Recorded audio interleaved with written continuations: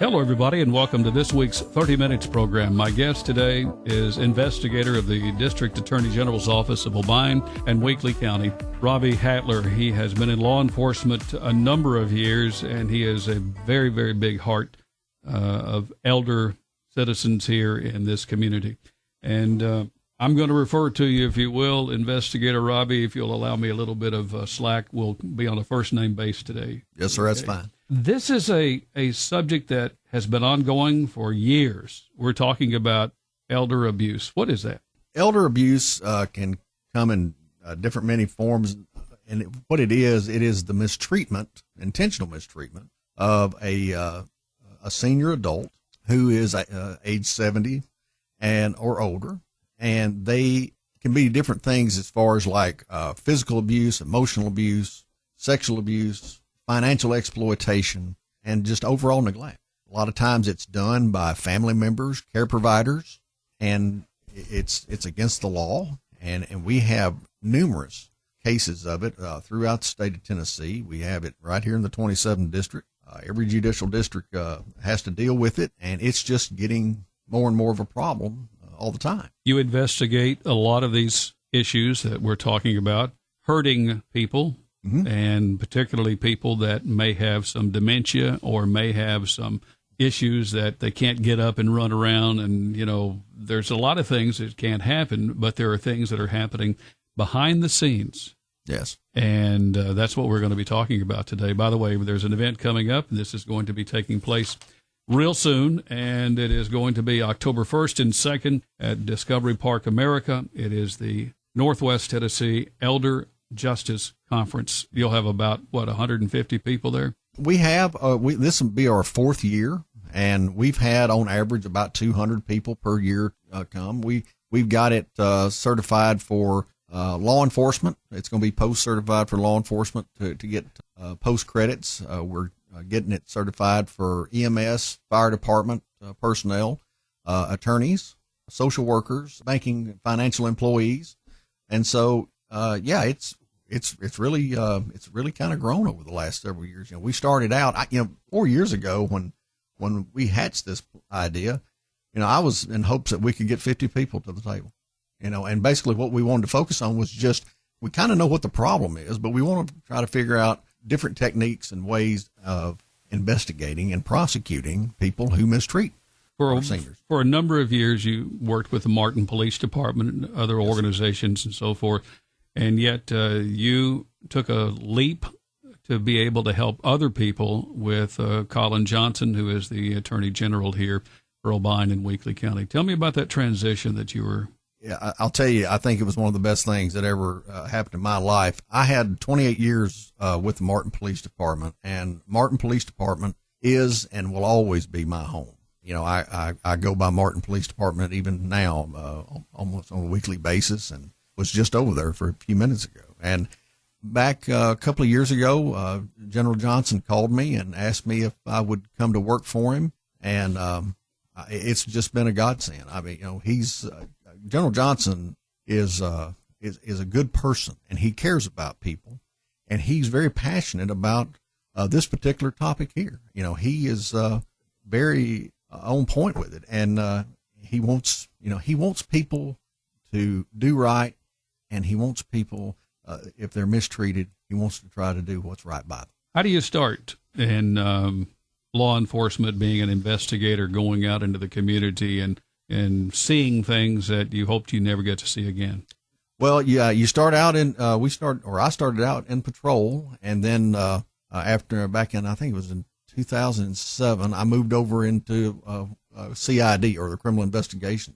And, Martin PD has a CID unit. And, when I was there, we investigated all different types of crime, from thefts all the way up to homicides.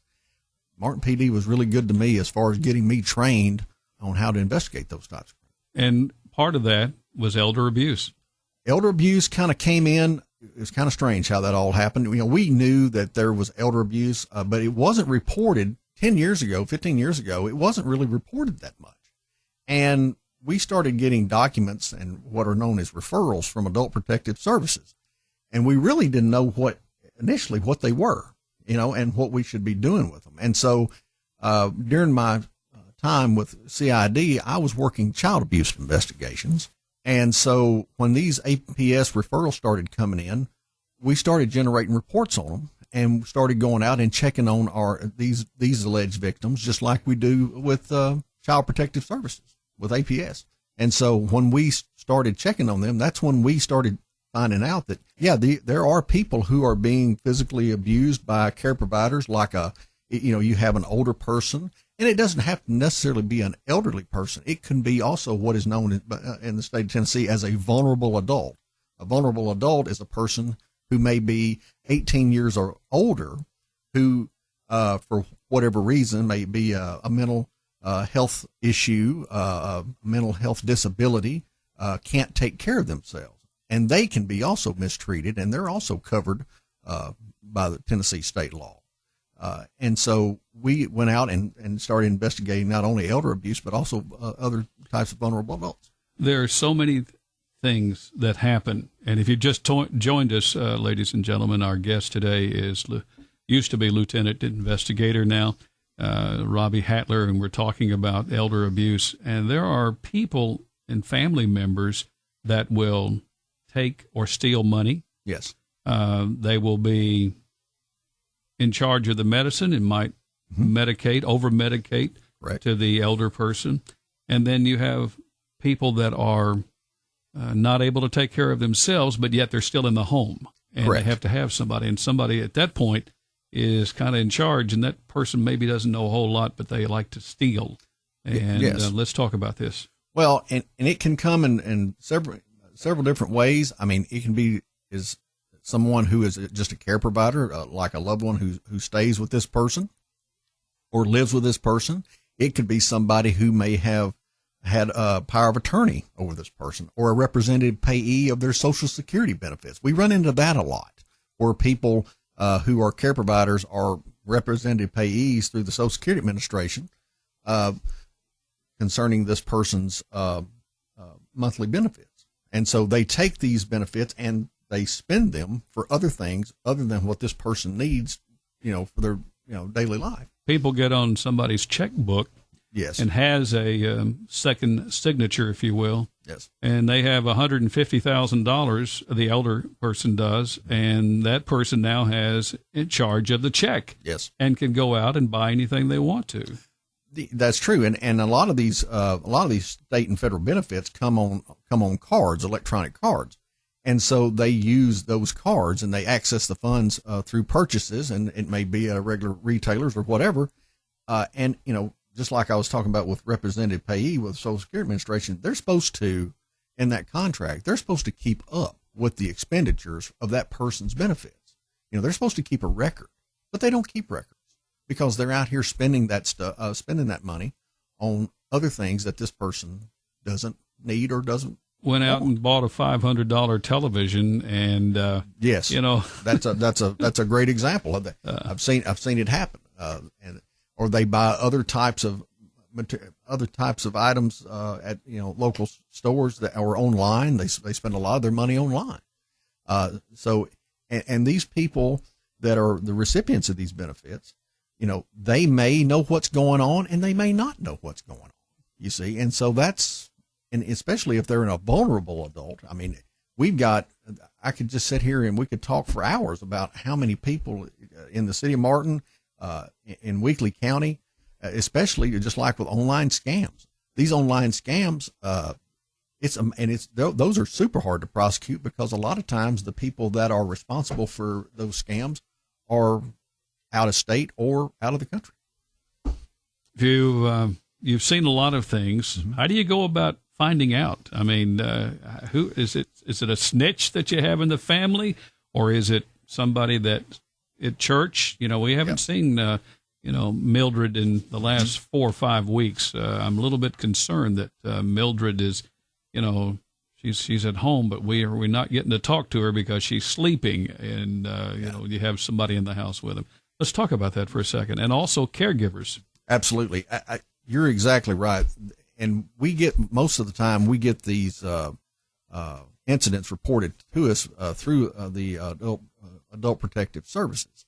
and they send us referrals, and they send the referrals to law enforcement agencies and to the district attorney general's office. I get them via email, and then it breaks down in these referrals who the alleged victim is, who the alleged, if they have it, who the alleged perpetrator is. And it could be anything in these referrals from physical abuse to financial exploitation.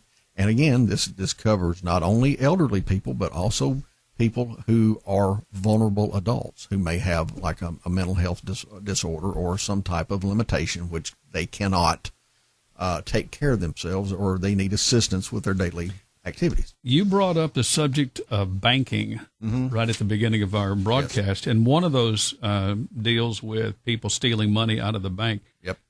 Who helps to see all of this? Is it the bank teller? Is it somebody that oversees somebody's bank account? Is it the accountant who may handle the day-to-day or maybe once a year taxes and those kinds of things? It can be all of those.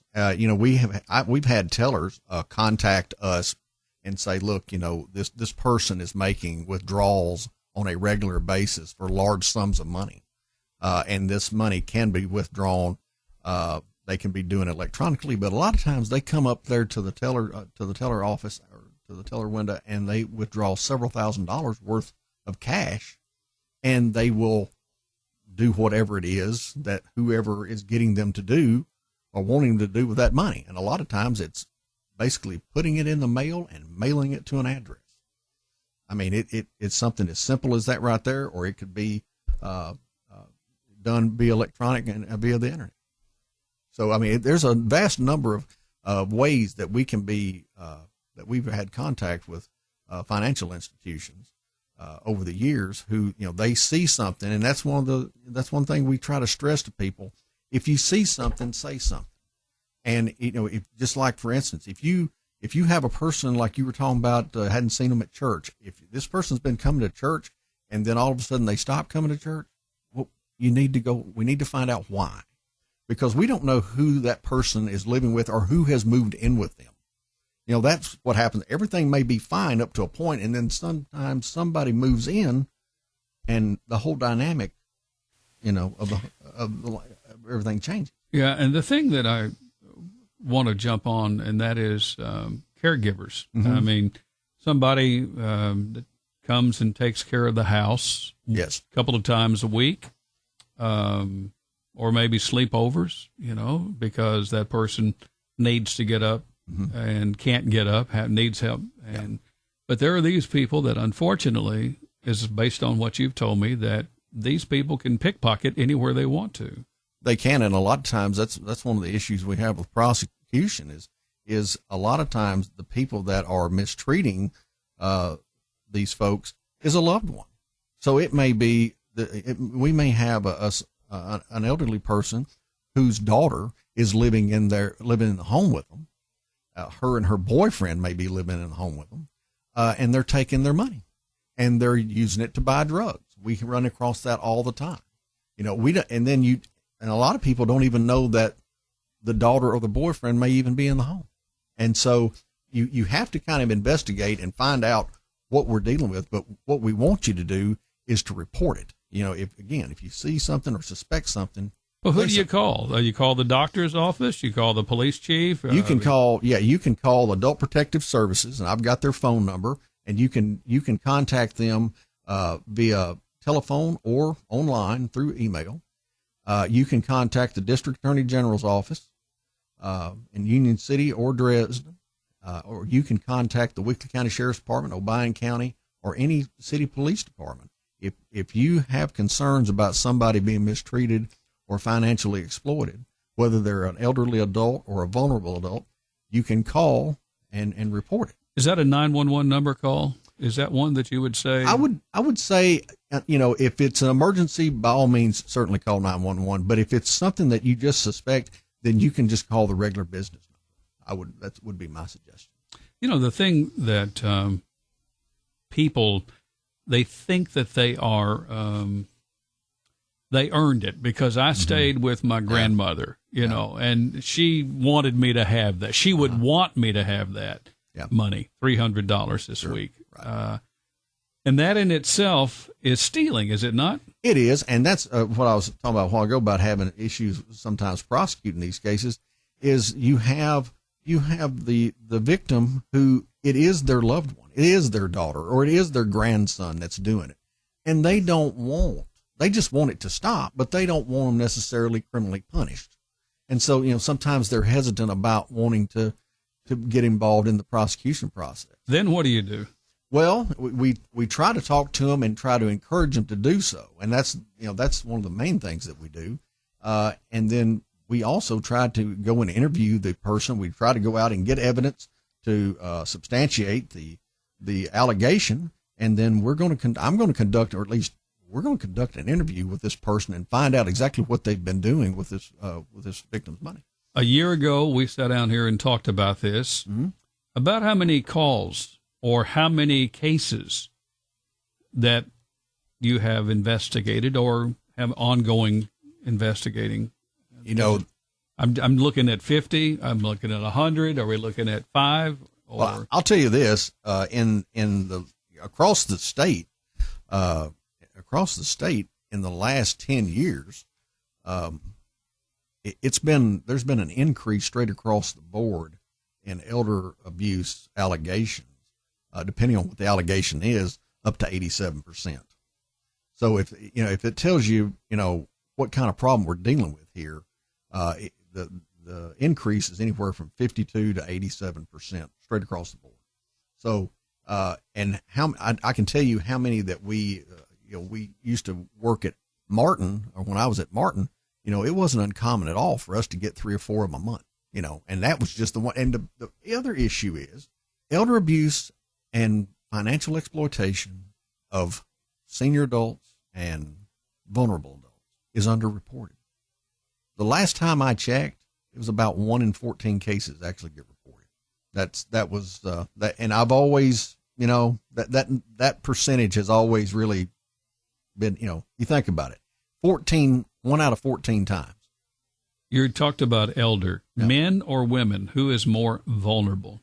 It depends, like for both, really and truly, that's the safest answer.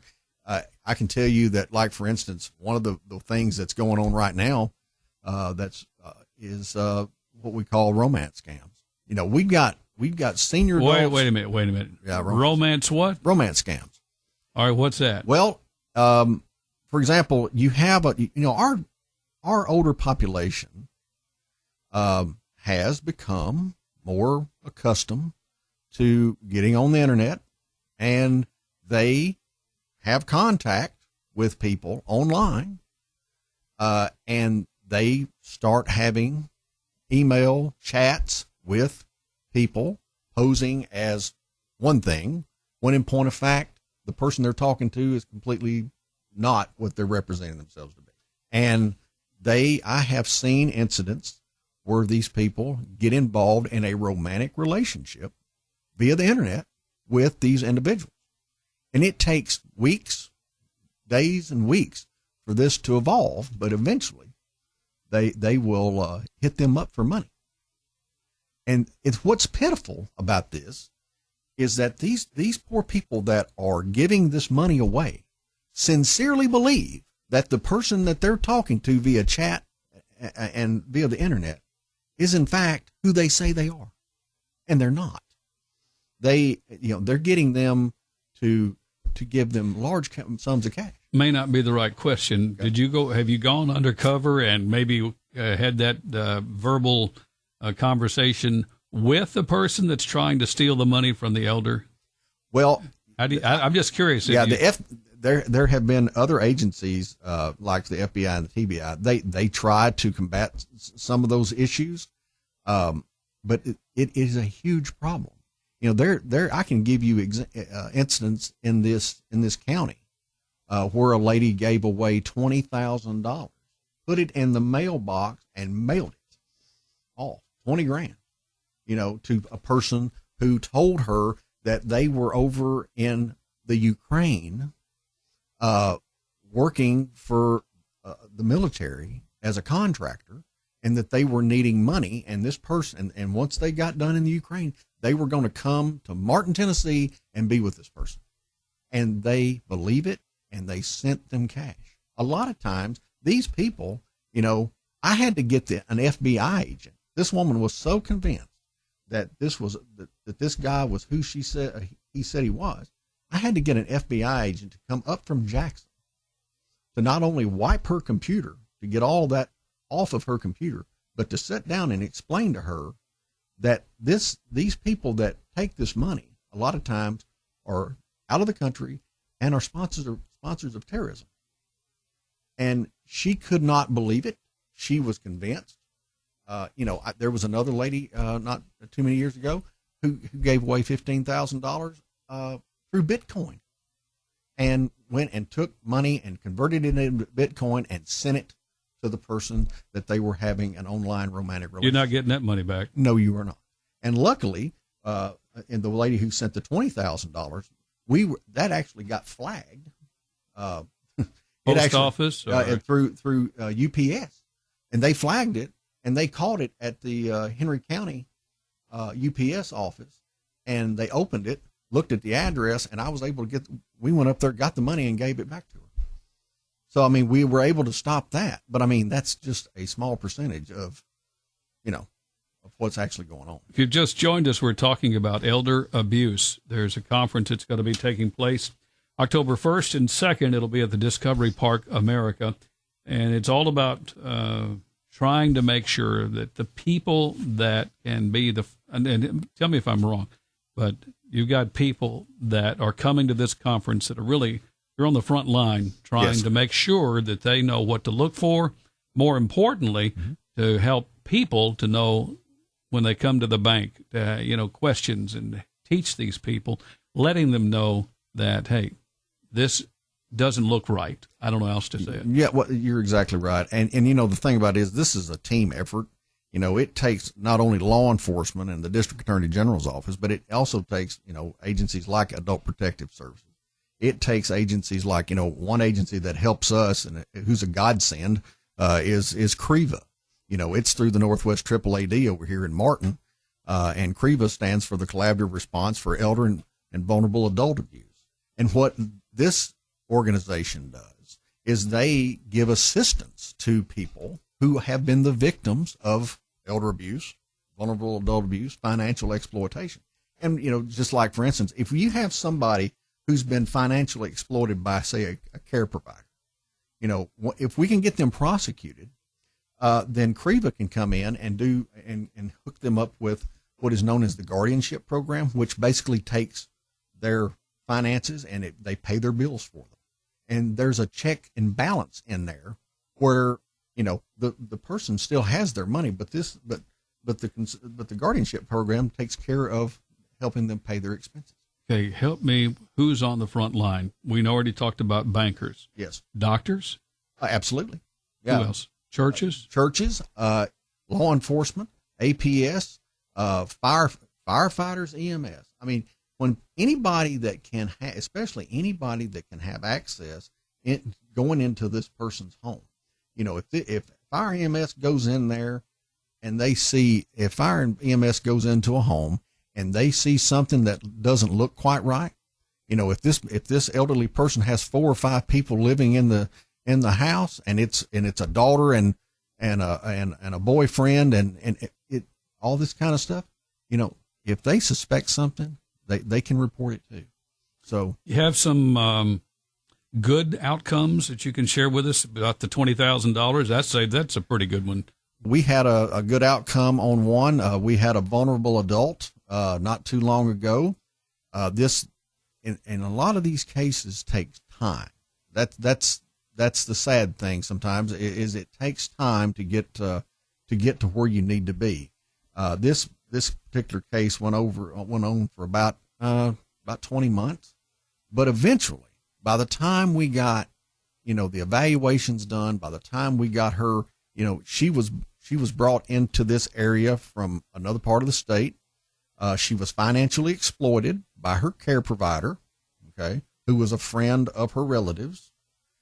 She was financially exploited. We prosecuted that financial exploitation. And then once we got done with that, we eventually, even though it took time and there were several bumps in the road, we got her put into a facility where she's thriving, where she's got the assistance that she needs to have a full, complete life as best she can under the circumstances. Got a lot of phone calls that get, I mean, at my house, we usually get about 10 a day. Yes. We still have the hard line. Yep. But if it's not the hard line, it's on the cell line. Yes. So we get a lot of people that call us and tell us that we owe them money. Yes. Or my house is going to be taken care of. I need to. Or they're with their Social Security Administration, or they're with a bank, and they want you to give them your Social Security number or your bank routing number. Go ahead and say it. Yeah, Don't do it. I mean, banks do not call you on the telephone and ask you for your personal information or your banking number. The Social Security Administration does not call you. Okay. The Federal Bureau of Investigation is not going to call you and tell you that you have done something online to cause you to be, under investigation for whatever.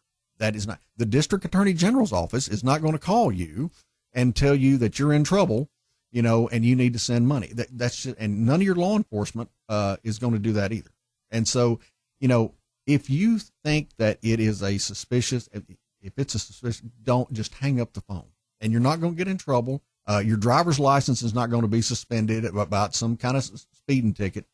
That just doesn't work that way. You get the last word here, Mr. Investigator from the District Attorney General's office, Obion County and Weakley County. Well, first of all, I want to thank you for every year that you have allowed us to come on this program and give us a platform to tell the community about this event and to bring this issue to the forefront. I want to tell you how much we appreciate everything that you do to support us. I want to encourage everybody to please, if you suspect this is going on, anything suspicious is going on with an elderly person or a vulnerable adult, please contact the District Attorney General's office. And again, on behalf of the District Attorney General's office, General Colin Johnson, he is concerned about this problem, and he wants the right thing done, and he wants to keep these people that are mistreating people prosecuted. Again, this is taking place in Union City, Discovery Park of America. Go ahead. On October the 1st and 2nd. And there will be a very large crowd and some speakers who are going to be educating a lot of different people on what to look for, how to be able to overcome an issue that may be somebody's gotten in trouble. But the most important thing is know what's going on inside the house of an elder person, so that they are looked on, looked in, and maybe more than anything else, do a walk through your grandmother's house. Well, it's like I used to tell them over there when I worked at Martin Petty, get up and go check on them. That's because, there's a guy over in East Tennessee by the name of Aaron Bradley, and he works for East Tennessee CREBA. And I'll tell you, he's a great guy. And he said something years ago that made sense to me, and I still believe it. He says, the older I get, the more it becomes important to me. Let's get this elder abuse issue fixed before I become one. That's our program today, everybody. Thank you very much, Investigator Robbie Hatler. If you want to call him, here's the phone number from the District Attorney General's office. Here it is. 731-364-5513. Hope you've enjoyed our program today. It's been a delightful time, but the most important thing that we tell you is know what's going on in your family or maybe your next-door neighbor. Paul Tinkle, pre-recorded here on 30 Minutes. You've been listening to 30 Minutes, a community affairs program on Thunderbolt Radio. You can listen to this broadcast and others anytime by visiting thunderboltradio.com and following the Thunderbolt Radio and Digital YouTube page. Thanks for listening.